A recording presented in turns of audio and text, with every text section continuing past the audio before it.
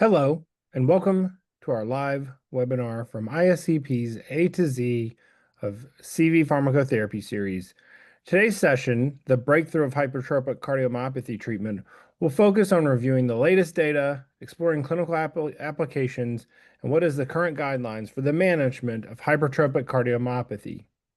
My name is Craig Beavers. I'm a cardiovascular clinical pharmacist who practices in a heart failure clinic and also the vice president of operations with Baptist Health Paducah and the University of Kentucky College of Pharmacy. And I'm a member of the ISCP Board of Directors, ISCP Governors for the United States of America, and co-lead of the Educational Programs Working Group. And it is my pleasure here today to be moderating the session as we're joined by a fantastic group of faculty members.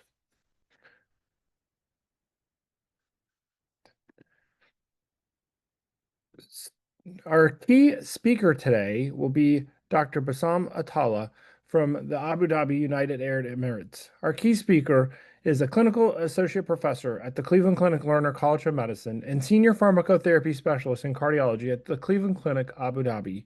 He earned his Doctor of Pharmacy from the Bernard J. Dunn School of Pharmacy and completed his residency at Winchester Medical Center in Virginia. With board certification in pharmacotherapy and added qualifications in cardiology, Dr. Atallah also holds advanced certification in antithrombotic management. He is a fellow and Middle East ambassador of the Heart Failure Society of America and has contributed to numerous national and international conferences. Welcome, Bassam. Thank you, Craig. Thank you.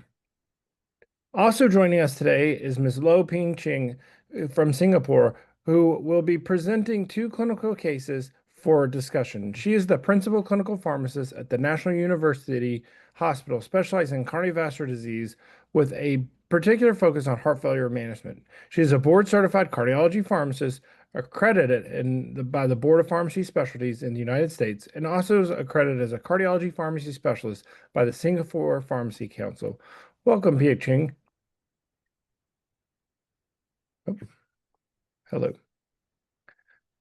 Our next outstanding panel member is Dr. Vebiona Putri from Indonesia. She is a cardiologist specialized in heart failure at the Heart Failure Clinic at Aura Bros Pekanbaru Hospital in Riau, Indonesia, and is the ISCP governor for Indonesia since 2023. She's involved in several prominent organizations, including the Indonesian Heart Failure and Cardiometabolic Disease Work Group and the Asian Pacific Society of Cardiology Emerging Leaders. Welcome, Vebiona.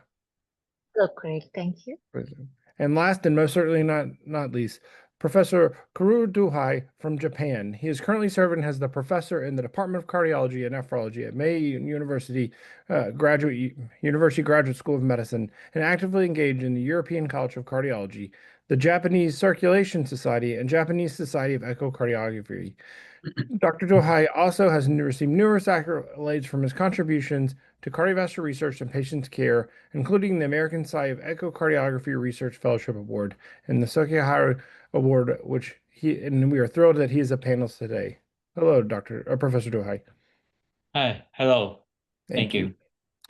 This webinar is an independent activity run by ISCP, and any supporters have no influence on the content of the program or the selection of the experts here today. The agenda for the 1-hour session is presented to you on the slide. This is to be an interactive session, which will feature some polls and a live Q&A segment. So please feel free to submit your questions to the faculty via the question chat box, and we'll endeavor to answer as many of them as possible towards the end of the broadcast or during the panel discussion. A certificate of attendance by the ISCP will be issued to those who attend this webinar fully and who complete the post-webinar survey to make sure you follow the instructions that prompt on your screen as soon as this session ends. Before giving a word to Dr. Bassam, here's a quick reminder of today's key learning objectives. To understand HOCM pathophysiology and pharmacologic targets, review standard therapies and emerging myosin inhibitors, apply clinical trial data to treatment disease, identify patients suited for disease-specific therapies, recognize the pharmacist's role in monitoring and drug management, and integrate pharmacokinetics dynamics into therapeutic plan. So at this point, I will turn it over to Dr. Atallah, and we will join in the session. Thank you, Craig, and thanks to ISCP for this opportunity to be with you in this webinar discussing an important topic of hypertrophic cardiomyopathy. I have no relevant financial disclosures.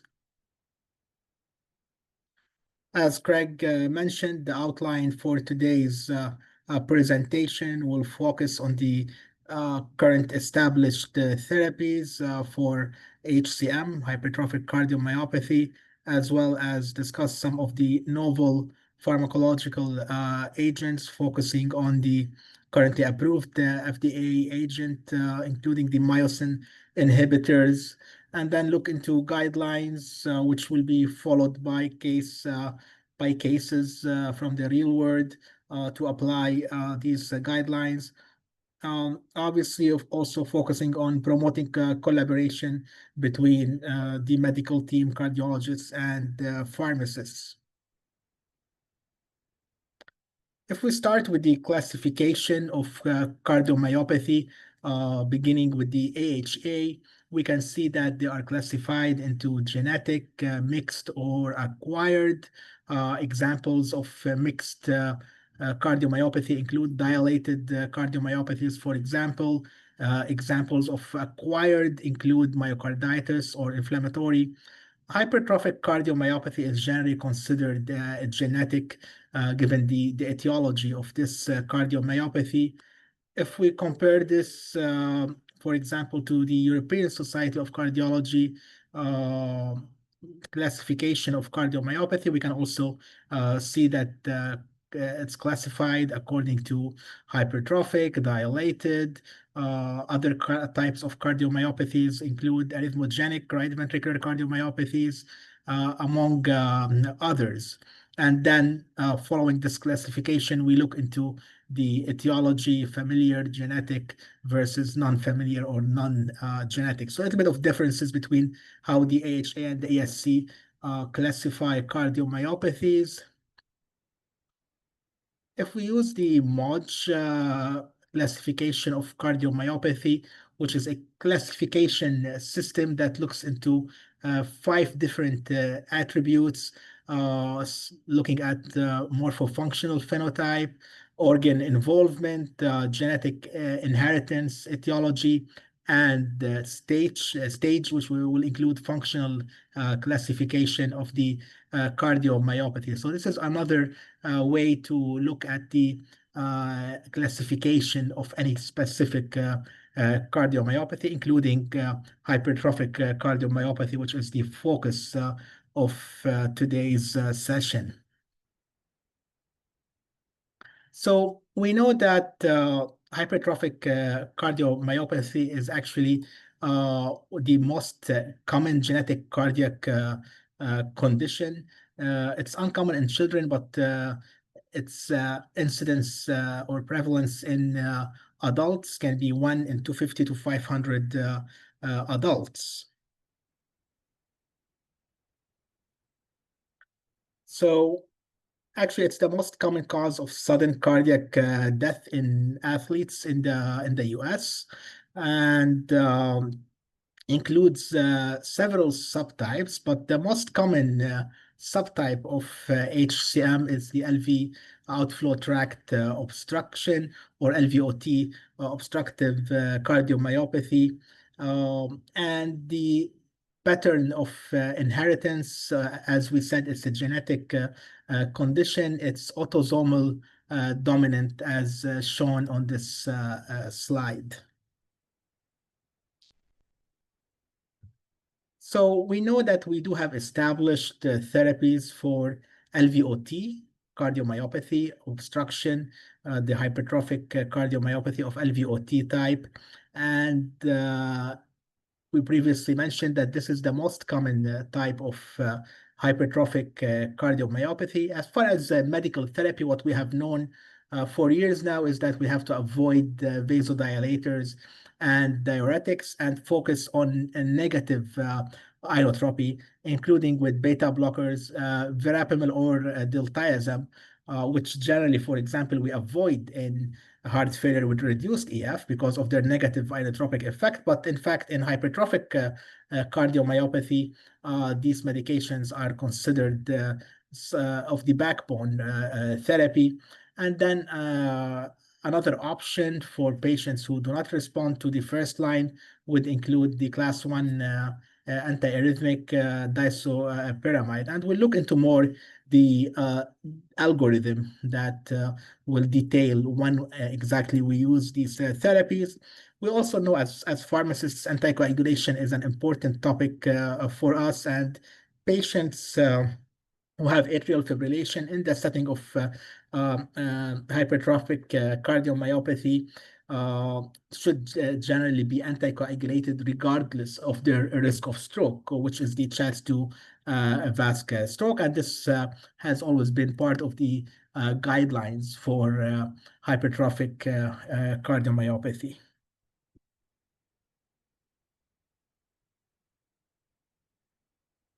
If we look at the non-pharmacological options or interventions for hypertrophic cardiomyopathy as listed on this slide, include the alcohol septal ablation, septal myectomy, which generally is surgical. Sometimes can also involve mitral valve intervention, depends really on the structure of the mitral valve. We know SAM is common in hypertrophic cardiomyopathy or systolic anterior motion of the mitral valve. So depends really on the overall anatomy and the structure of the mitral valve. Interventions that can include the surgery or a ablation, a catheter ablation, alcohol septal ablation. Some patients, but these are only minority, may end up being transplanted, but this is uncommon generally in hypertrophic cardiomyopathy. So if we look at the guidelines, and this is from the 2024 AHA, AACC, HRS guidelines are the latest guidelines that we have. And if you look at the patients with hypertrophic cardiomyopathy, after you determine the physiology, if it's obstructive, this is what we're starting with, that treatment will include avoiding vasodilators, as we mentioned earlier, and avoiding high-dose diuretics, given the overall etiology of the hypertrophic cardiomyopathy. And we would go to agents like beta blockers, verapamil, or diltiazem. We mentioned the need for negative inotropy. If the symptoms persist, disopyramide is listed here, but also now with the new guidelines that were published last year and with the approval of newer agents, which we will focus quite a bit in today on this newer class of medication, since it's the only FDA-approved now medication for LVOT, hypertrophic cardiomyopathy, are the myosin inhibitors. And SRT or septal reduction therapy continues to be an option, and whether this is accomplished through septal ablation or an actual surgery depends on the overall anatomy of the patient mitral valve, as we mentioned earlier. So this is the algorithm for LVOT or obstructive hypertrophic cardiomyopathy. If we look into the non-obstructive cardiomyopathy, this depends on the systolic function of the patient. If the systolic function or LVEF is less than 50%, generally this patient is considered for GDMT, which we utilize in all patients with reduced EF with the backbone medications for HFrEF. And in fact, these patients would obviously not be candidate for a myosin inhibitor. These patients would be treated generally just like you would treat a patient with systolic dysfunction or HFrEF. It gets a bit more tricky when you look at patients with symptomatic non-obstructive hypertrophic cardiomyopathy and the EF is preserved. So again, these patients are more of a gray area on how you would handle their overall medical management. And as listed here, some patients you would have to overall focus on their presentation, their symptoms. Some newer data now with SGLT2 inhibitors or MRAs in this setting, but again, less defined than HFrEF, obviously, or patients with LVOT, hypertrophic cardiomyopathy. So focusing again on the guidelines which were published in 2024 in patients with obstructive hypertrophic cardiomyopathy and LVOT obstruction, non-vasodilating beta blockers titrated to effectiveness or maximally tolerated doses are recommended.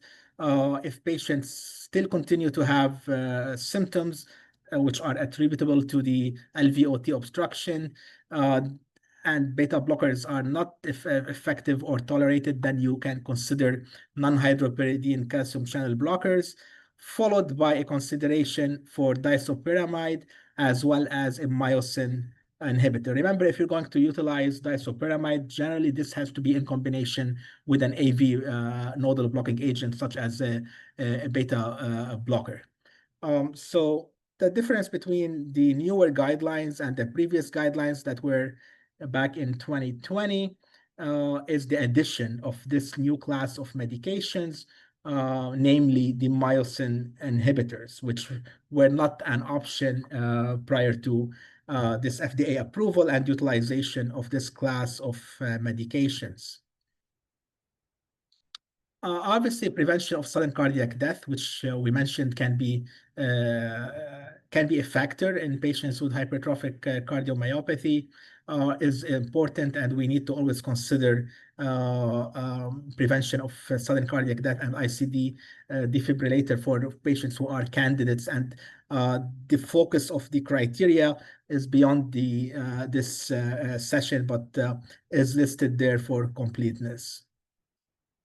So if we start our focus on the relatively newer class of medications that is now part of the guidelines and management of obstructive hypertrophic cardiomyopathy, we start with the myosin inhibitors, which, as listed on this slide, they shift pretty much the overall myosin population from this overactive contractility state and dynamic LVOT, improving overall energetics by moving the myosin population, as we mentioned earlier in hypertrophic cardiomyopathy, and as listed on this slide here, you have excess myosin actin cross bridging, and this is an essential part of the etiology of hypertrophic cardiomyopathy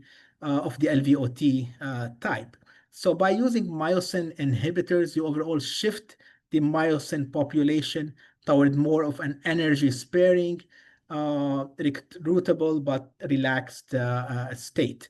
So in other terms, what this class of medication does is reducing excess contractility. And if we look at the clinical trials data that we have with mavacamten and the myosin inhibitors, starting with the Explorer hypertrophic cardiomyopathy trial, which was a phase 3 trial, enrolled 251 patients. These patients had symptomatic NYHA class 2 or 3 obstructive hypertrophic cardiomyopathy. Notice that an EF of over 55% is required for trial enrollment, and they have to have a LVOT gradient of over 30 millimeters of mercury at screening. And overall, without going into too much into details, the trial was positive in relation to the primary endpoint, which was a 1.5 mL per kg or greater increase in the peak oxygen consumption, or at least 1 NYHA class reduction or a 3 mLs per kg per minute or greater POVT increase without NYHA class worsening. So overall positive trial by improving exercise tolerance. So obviously PVOT improvement reflects on exercise tolerance, which is important for these patients. The Explorer HCM primary endpoint, as you can see, showed a treatment difference of 19.4% in favor of mavacamten. And this primary composite function endpoint was a change in exercise capacity measured by PVO2, as mentioned, as well as NYHA functional classification. If we look at the secondary endpoints, which included symptomatic improvement as well as gradient improvement, post-exercise LVOT gradient, they utilized also the KCCQ functional classification. All of the secondary endpoints were also in favor of the myosin inhibitor mavacamten.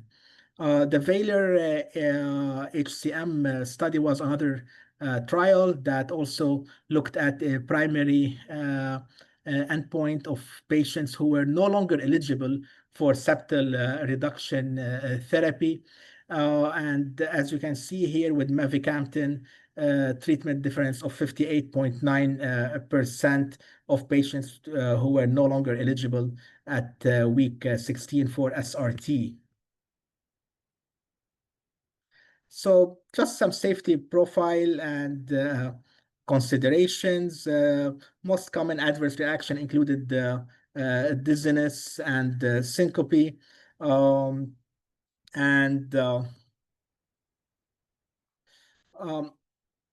Obviously, the medication is contraindicated in pregnancy and patients who are childbearing potential, not using effective contraception. Importantly, with the mavacamten is the concern with the CYP2C9, 2C19 inhibitors, as well as CYP3A4 inhibitors. And we will look into these considerations. And in fact, CYP2C19 genotyping is recommended with mavacamten, and patients should be genotyped for cytochrome P450 2C19 in order to determine the initial dose. If you're not sure, or if you do not have CYP2C19 genotyping, then the patient should be considered as poor metabolizer and started on the lower dose. So treatment initiation can range from a dose of 2.5 milligram daily to 5 milligram daily, and then we do have a titration scheme that we will briefly look at. But again, having information on the specific CYP2C19 genotype would be helpful in deciding the initial dose for these patients, as well as you can imagine with the medication that relies on CYP enzymes, metabolism, would also have drug-drug interactions that are relevant to 2C19 as well as 3A4. So as I previously mentioned, patients who you do not have a genotype, or you do have a genotype with CYP2C19 poor metabolizer, you would start on the lower dose and then evaluate the patients at week 4 and week 8, and then you would consider the maintenance dose. Importantly, with the mavacamten is to realize that treatment should be stopped at any LVEF of less than 50%, and would not be resumed unless the LVEF goes above 50%. If you start with the lower dose, for example, and you have 2 readings of LVEF less than 50%, then the patient would no longer be candidate for this medication. So for treatment initiation, EF should be over 55%. For treatment interruption, EF should be less than 50%. So these are important to realize. Finally, I want to briefly mention a medication that's still in the clinical trials phase, aficamten, which we have some positive data published with this medication now in the Sequoia hypertrophic cardiomyopathy trial, which also included patients with obstructive hypertrophic cardiomyopathy. It was a phase 3 trial and looked at the change in peak oxygen uptake. So a similar endpoint to what we've seen before in the Explorer HCM trial, focusing on exercise tolerance. And with this medication, also we had an improvement in exercise capacity that of 1.7 mL per kg per minute at 24 weeks. So another promising option in this class of myosin inhibitors. In summary, we know that familiar and heritable cardiomyopathies are not uncommon. We know that the incidence of hypertrophic cardiomyopathy can be up to 1 in 200 adults and be a major cause of sudden cardiac death. We have multiple phenotypes, and now we have pharmacological and non-pharmacological therapies. Cardiac myosin inhibitors are of interest for us now in the cardiovascular pharmacotherapy world because they can be utilized for symptomatic obstructive hypertrophic cardiomyopathy. And we've seen how this class of medications inhibits the actin-myosin interaction, decreasing cardiac contractility and reducing this dynamic LVOT, which is the hallmark of obstructive hypertrophic cardiomyopathy. Always a shared decision that includes multi-specialties as well as pharmacists, obviously, is important for best clinical care. And thank you for your attention. Thank you.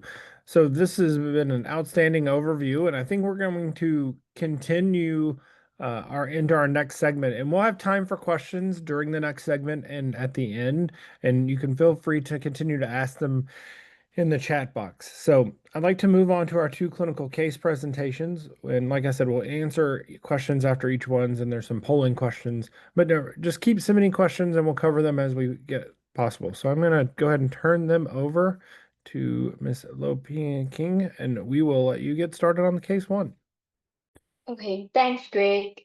Hi, today I'll walk everyone through with our Madam GAK, with elderly ladies with the past medical history of hypertension, hyperlipidemia, gout, hypothyroidism, as well as the hypertrophic cardiomyopathy. And she has no significant family histories of sudden cardiac death or hypertrophic cardiomyopathy. So between the year of 2004 to 2020, Madam MAK has been performed a series of echocardiograms, and it has been consistently demonstrated that that's a preserved EF functions with a 68 to 70%. And throughout that, we also see that there's a consistently reported of left ventricular hypertrophy, and there's a various gradients that has been started with a 13.8 milliliter mercuries and has been gone up to 57 milliliter mercuries. But throughout this period, she remained as asymptomatic during these years.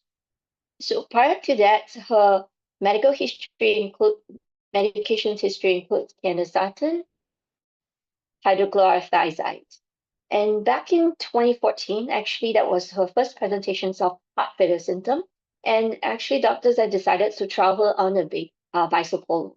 But unfortunately, they had to terminate the therapy in view of patients develop the side effects of paroedema as well as bradycardia. But after stopping the bicycle, she remains asymptomatic. But as we moved on to November in 2023, that's when patients started to develop symptoms of breathlessness and exertional intolerance.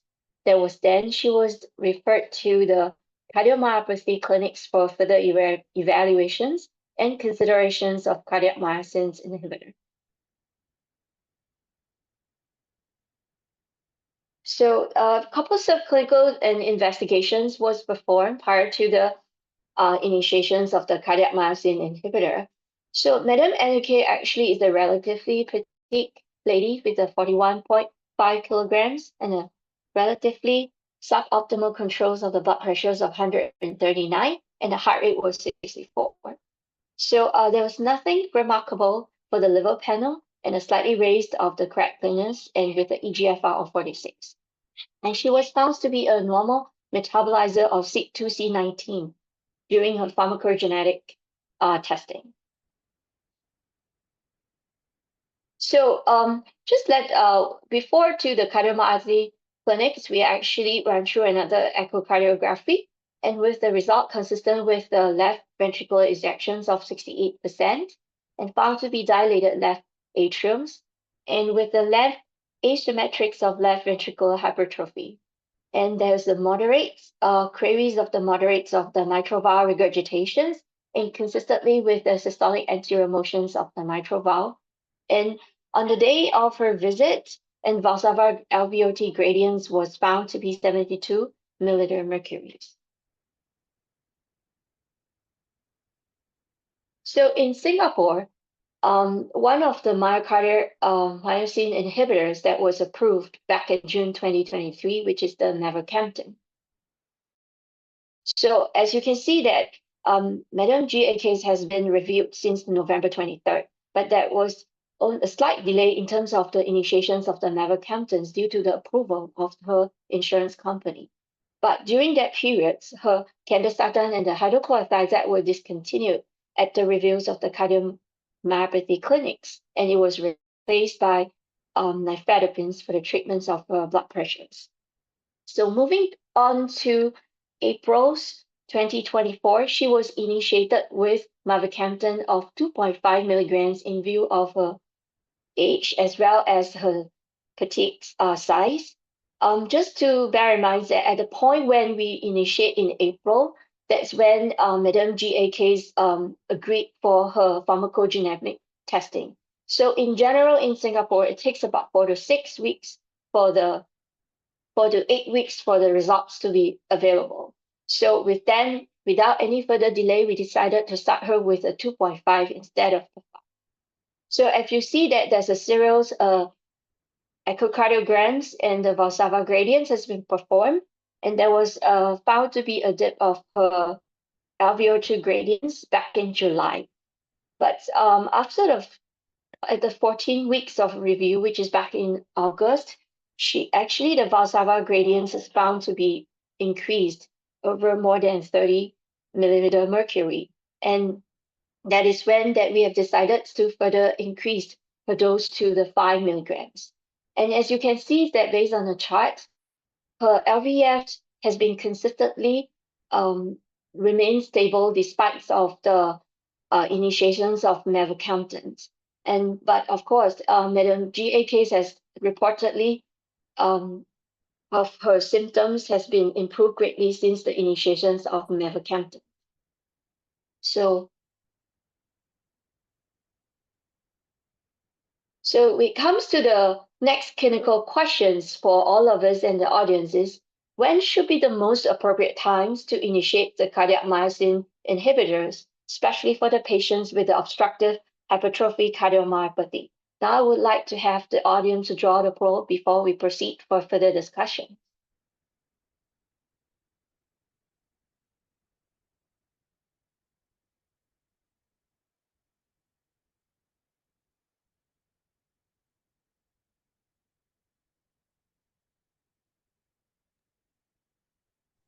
And while the audience is participating and before the full poll comes out, I'm going to turn it to Dr. Vebiona and just, we'll see what the audience thinks. But if you were looking at this patient, what do you think the appropriate agent for this patient would be, or what would be the appropriate time to initiate? And before you answer, we'll let the poll come up, but I want to hear what your thoughts are to see if it matches what the audience would be thinking. So. Okay, yeah, thank you, Craig.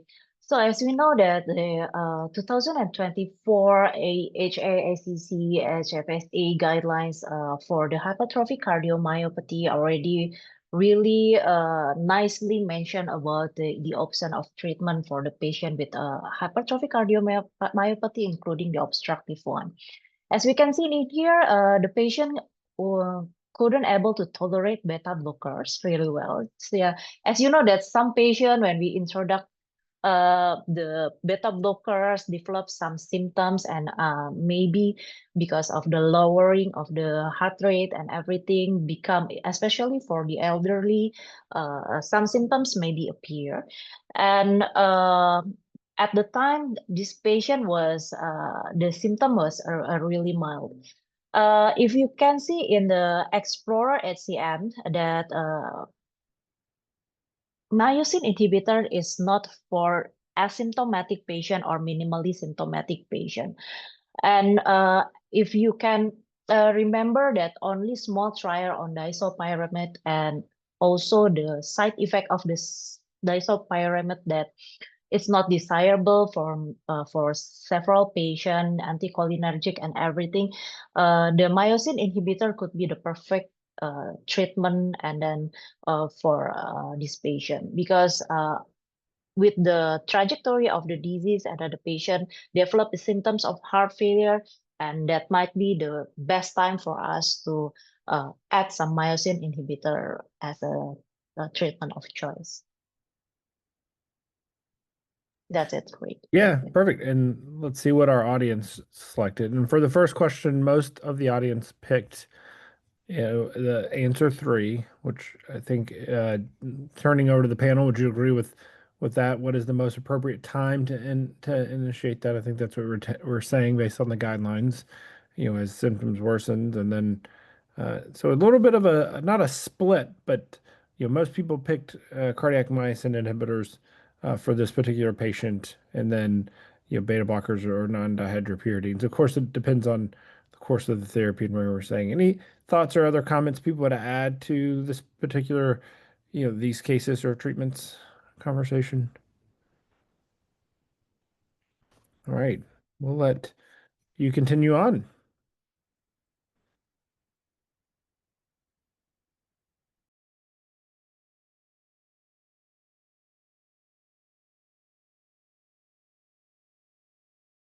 Sorry. I moved over to case 2 now.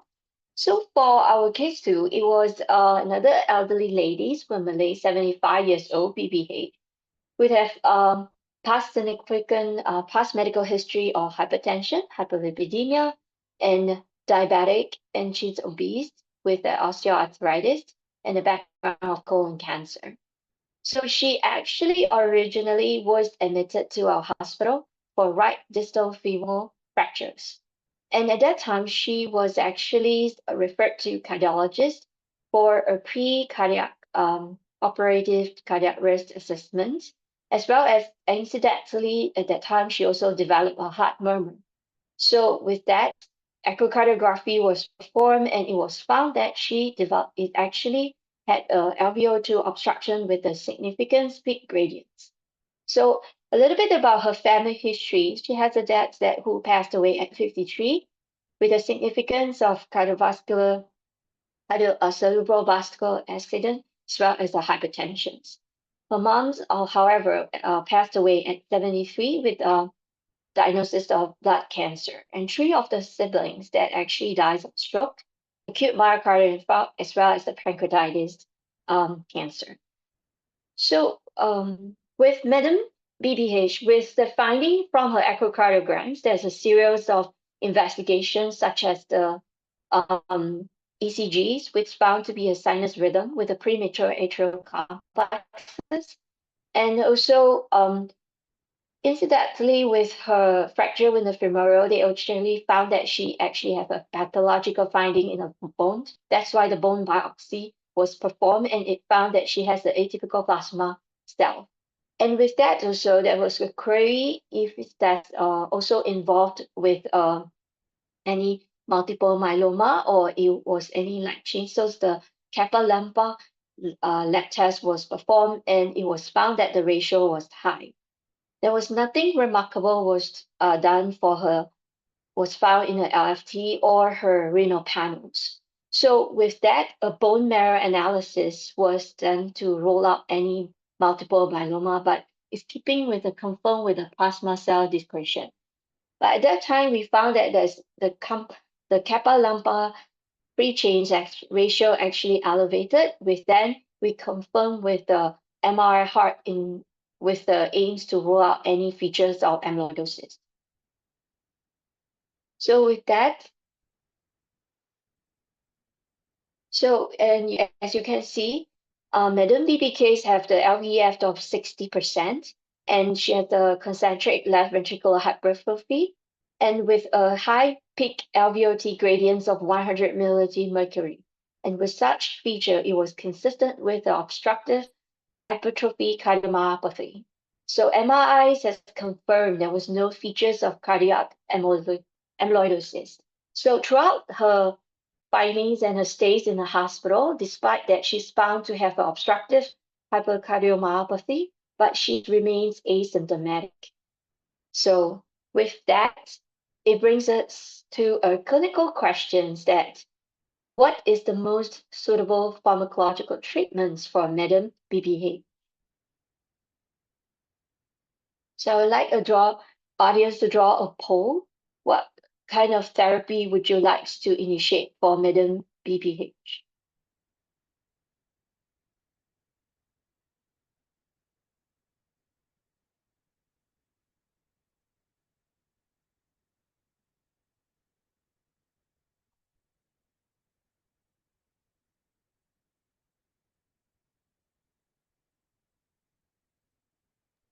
And while we're waiting for the audience to answer, and we'll see that in a minute. Professor Dohi, when you see this case and kind of get approached with this question, and we'll see if you kind of match what the audience is saying, what were your thoughts, or what would you approach this, or how would you approach this patient? Yeah, it would be hypertrophic cardiomyopathy or BPH. It's sometimes difficult to distinguish, but the MRI images showed no or minimal LGE, and so BPH may be considered. And generally, BPH itself typically does not require treatment. However, she has a mild symptom and evidence of left ventricle obstruction. So I think that some treatment is required, such as minimal dose of beta blockers and increase stepwise.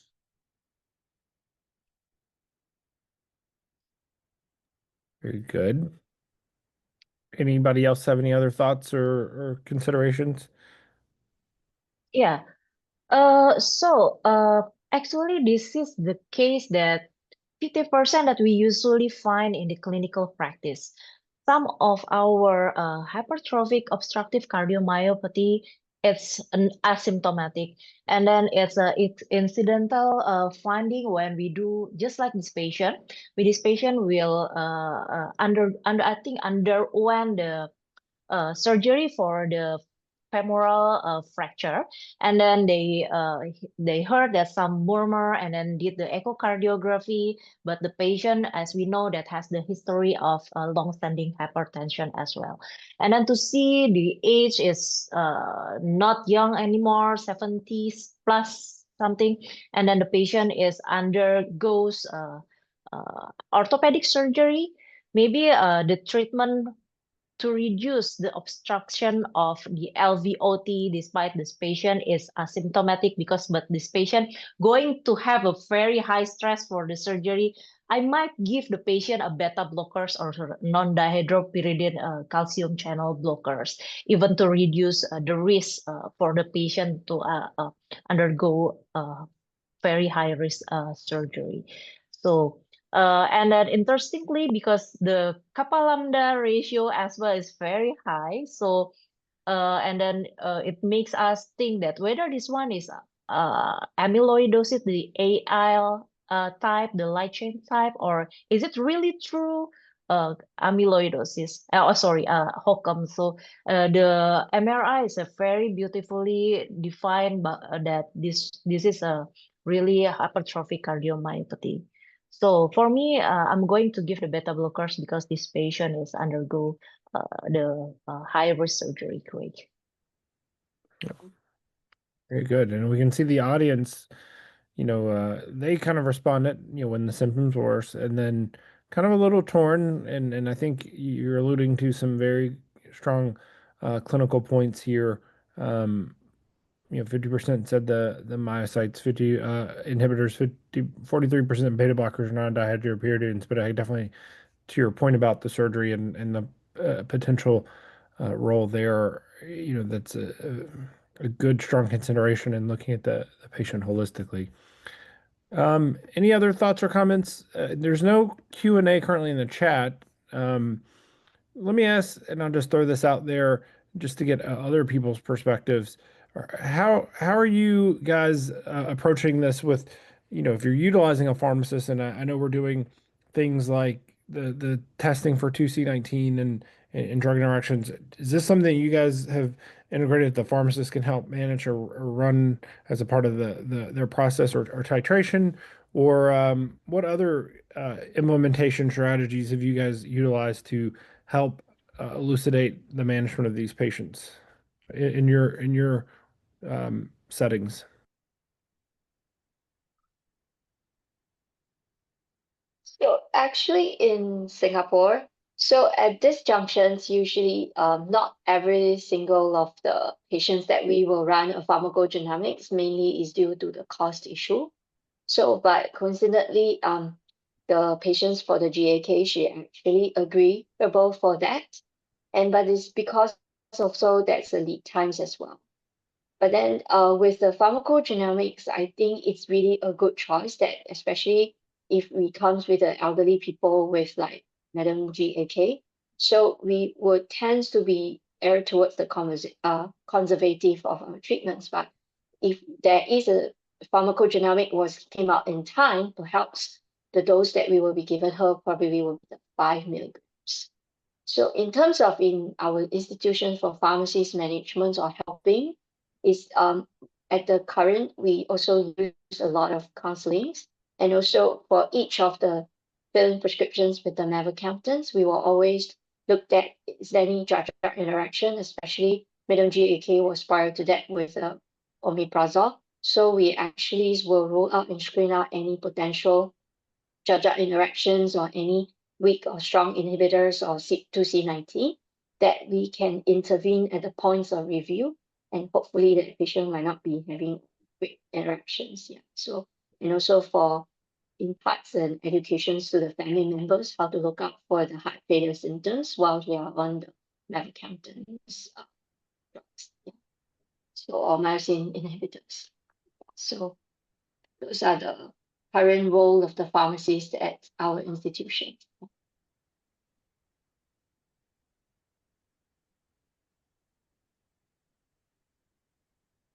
Sorry, I was on mute. I don't see any other Q&As. Does anybody else have other things or considerations that they would like to add, or tips or pearls that they would like to think through? Oh, we have some additional slides. Go ahead, please. Yeah. I think this is an update of her trajectory, right?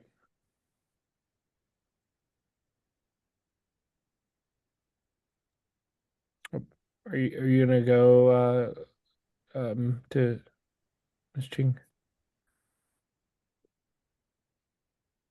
I think you are on mute, Sorry. Becky.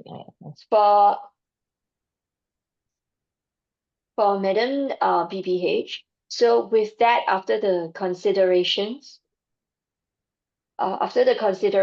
so because of her high gradients and asymptomatic and preparations for the surgery, so we started her with a bisopolar of 2.5 twice a day.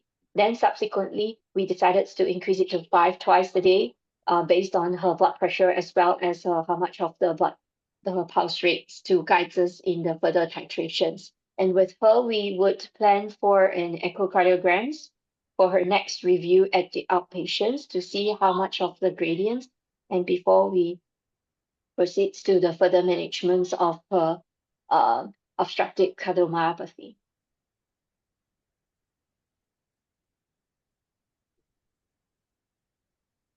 So with that, it was just in line with the guidelines. So together with what Dr. Bassam had explained to us.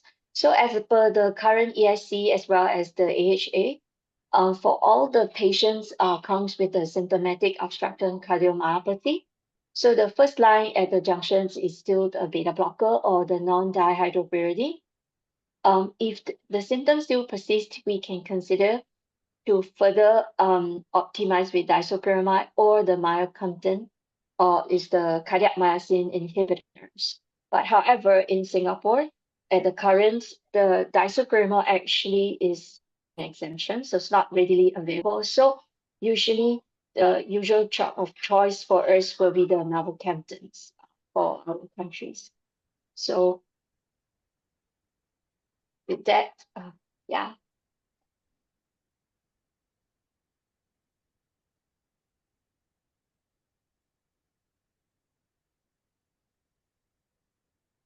So we have one question and I'll pose this to the audience.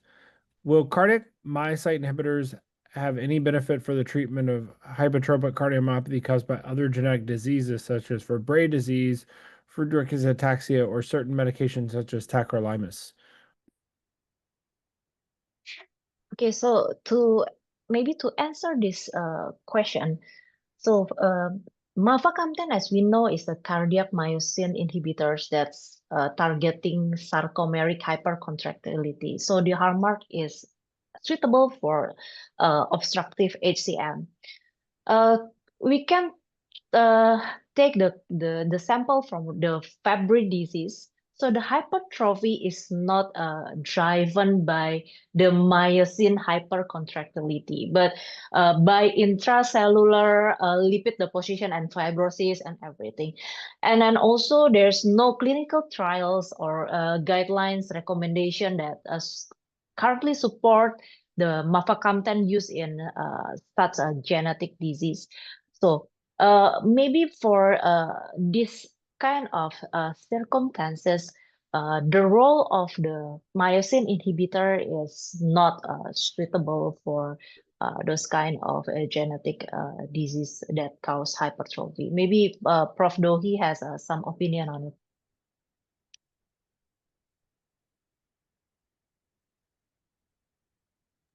Dr. Dohi? Yeah. Yep. Yeah, the mavacamten is very limited to use for the alveolar obstruction, and even MVO, mid-ventricle obstruction, is no recommendation. So this use is very careful for selective patient. So I agree with Dr. Putri.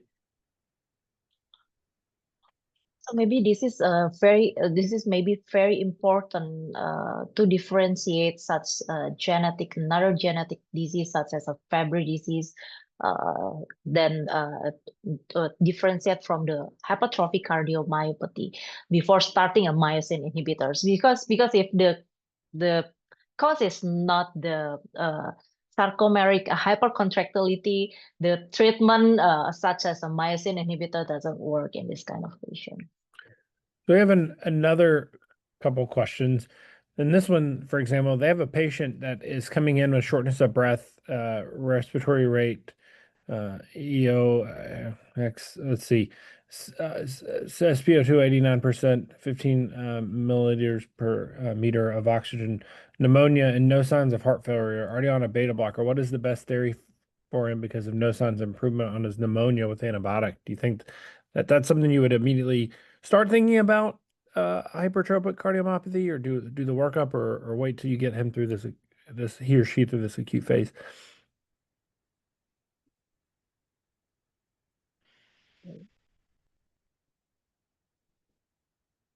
So in this case, is maybe the patient has I don't know, is it obstructive or not? I assuming that this one is not obstructive maybe yet. And Yeah, the maybe patient not. It didn't say or yes. clarify. Yeah. Yeah, and then I think that this patient came with a acute acute condition with a drop of saturation, pneumonia, but no sign of heart failure. Maybe better to treat the infection first, Correct. And then for after the infection resolved, that we can reassess the hypertrophic cardiomyopathy. Yeah.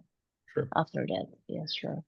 So I've just read that this is a different question. I've just read that there may be a role for mavacamten in HFpEF patients. May I ask the panel's opinion on where they think this will exist or lie?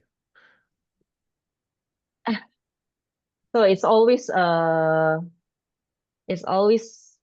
interesting to talk about HFpEF and some other treatment, because if we are talking about HFpEF, it's very multifactorial. It's not Right. only about the hypertrophic one. So it's more like systemic disease and then with some comorbidities.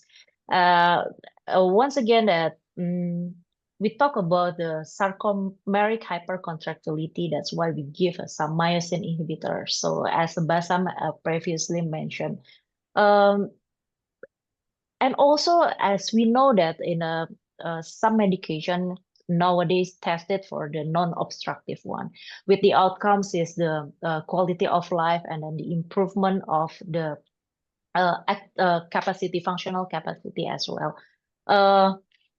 In my opinion, for the non-obstructive one and then for the HFpEF, the role is still questionable.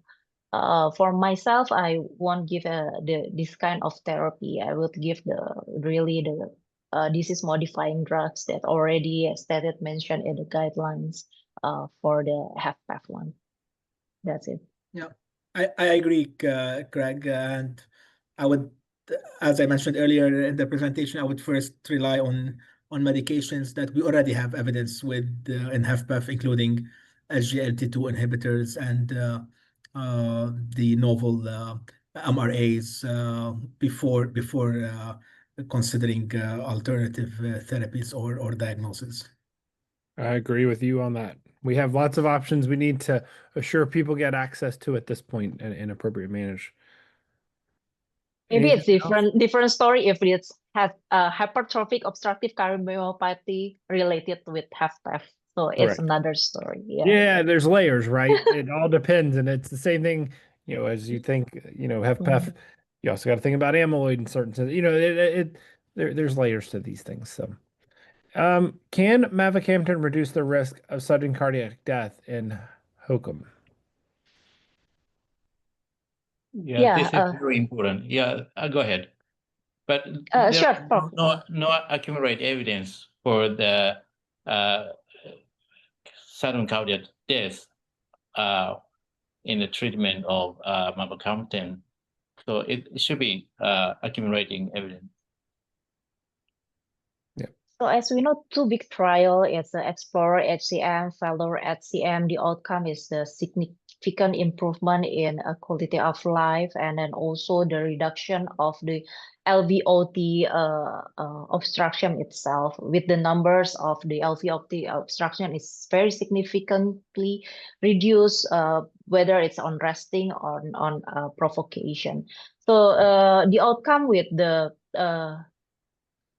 sudden cardiac death has not really mentioned in this treatment, because also it's the period of evaluation, it's around 30 weeks.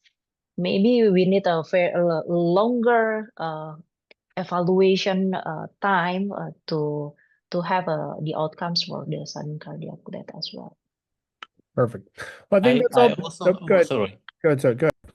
Yeah, I also emphasize that the need for ethnicity specific risk stratification too for non-Western population,